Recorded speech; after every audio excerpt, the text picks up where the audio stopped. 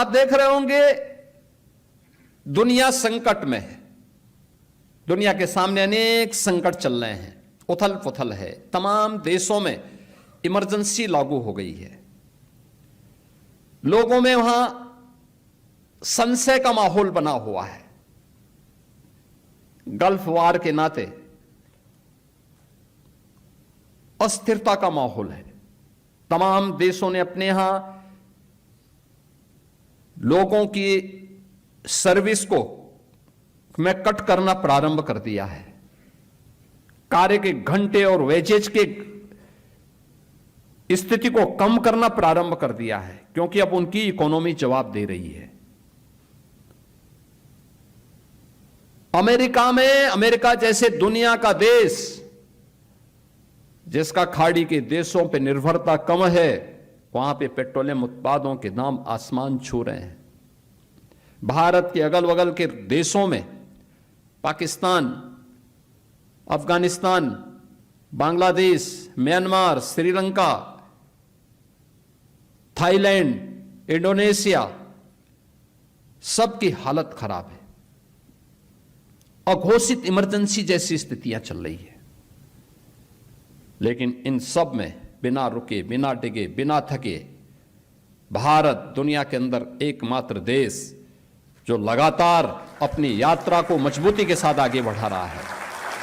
इसलिए क्योंकि भारत के पास मोदी जी जैसा एक विजनरी लीडरशिप है। आपने देखा होगा दुनिया में पेट्रोलियम उत्पादों के दाम बढ़ रहे हैं। मोदी जी ने आपूर्ति को स्मूथ तो बनाया ही, पेट्रोलियम उत्पादों के दाम को नियंत्रित करने के लिए उस पर लगने वाली एक्साइज ड्यूटी को भी कम करके देश की जनता को, 145 करोड़ की जनता को राहत दी है। यह अकेले भारत के अंदर हुआ है, दुनिया के अंदर कहीं नहीं हुआ है। दुनिया के अंदर कहीं नहीं हो रहा है। अब मुझे बताइए, मोदी जी जो ये 145 करोड़ लोगों को राहत दे रहे हैं, क्या इसका लाभ केवल भाजपा के लोग ले रहे हैं क्या? क्या इसका लाभ केवल एक वर्ग विशेष ले रहा है क्या? पूरा देश ले रहा है।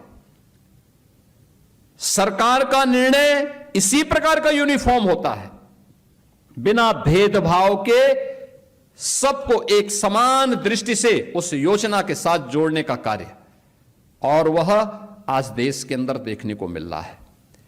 आप सोचो, मोदी जी के नेतृत्व में देश आगे बढ़ रहा है, तो मोदी जी को रोकने के लिए किस किस प्रकार के निम्न स्तरीय प्रयास प्रारंभ हुए हैं, कैसे अफवाह फैलाई जा रही है, कैसे माहौल को दुष्प्रचार में बदलने का काम हो रहा है,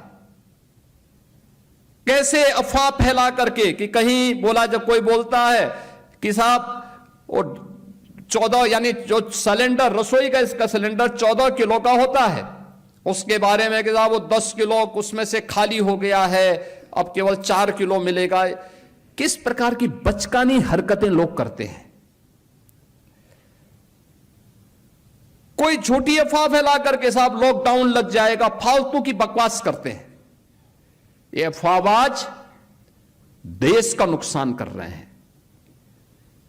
जनता के कार्य में जहां किसी भी प्रकार का कोई डिस्टरबेंस नहीं, सब कुछ स्मूथ चल रहा है, हर एक को दिया जा रहा है, लेकिन चैलेंज केवल भारत के पास नहीं, दुनिया के पास ये चैलेंज है। तो दुनिया के उस चैलेंज को आज के दिन पे कोई ऐसा तो है नहीं कि हम नहीं समझ पा रहे हैं कि खाड़ी में क्या हो रहा है, यूरोप में क्या हो रहा है, यूएस में क्या हो रहा है, हर एक व्यक्ति को मालूम है। तो उस चैलेंज को देखते हुए हमारा राष्ट्रीय कर्तव्य बनता है कि हम भी इस समय किसी अफवाह पे ध्यान देने की बजाय हम भी देश के अंदर देश की लीडरशिप के द्वारा जो मार्गदर्शन दिया जाता है, हम भी उसका पालन करें, अफवाह में न पड़े। अगर रसोई गैस का सिलेंडर 25 दिन चलना है घर में, कि हम 7वें दिन लाइन लगाने के लिए क्यों खड़े हो जा रहे हैं? अगर हमारी गाड़ी की टंकी पूरी है और ये गाड़ी की टंकी अगले 4 दिन चल सकती है, तो हम वहां से पेट्रोल निकाल करके और क्यों फिर लाइन में खड़े हो जा रहे हैं? नहीं होना चाहिए, नहीं होना चाहिए। हमें किसी अफवाह में नहीं, जब सरकार आपके साथ खड़ी है, हर स्तर पर खड़ी है। कोविड जैसी महामारी के दौरान मोदी जी ने अपनी परवाह नहीं की, सड़कों पर उतर करके वैक्सीन दिए, हर प्रकार की सुविधाएं दी। तो फिर जब देश की लीडरशिप फ्रंट फुट पर आकर के देश को संबल दे रहा है, तो हम विश्वास खो चुके इन अफवाहबाजों के चक्कर में क्यों पड़ते हैं? एकदम नहीं पड़ना चाहिए, किसी को नहीं पड़ना चाहिए। और मेरी अपील होगी पूरे प्रदेशवासियों से, इन अफवाहबाजों से जो हमेशा समाज का और देश की अपूर्णीय क्षति करने पर उतारू होते हैं, इनसे हमें सावधान और सतर्क होकर के हमेशा सतर्क होना होगा। क्योंकि जब ये सत्ता में थे, इन्होंने कुछ नहीं किया, न युवाओं के लिए किया, न महिलाओं के लिए किया, न अन्नदाता किसानों के लिए किया, न श्रमिकों के लिए किया, न कामगारों के लिए किया, न इंफ्रास्ट्रक्चर के लिए कोई सुविधा दी, न ट्रांसपोर्ट की कोई सुविधा दी, न अच्छे संस्थान खोले, किसी भी दिशा में प्रयास नहीं किया। और जब जनता ने उन्हें सत्ता से बेदखल कर दिया, तो अब वह स्वयं तो बेदखल हो चुके हैं, स्वयं तो विश्वास खो चुके हैं, और दुष्प्रचार करके, अफवाह फैला करके पूरे समाज को गुमराह करने का कार्य भी कर रहे हैं।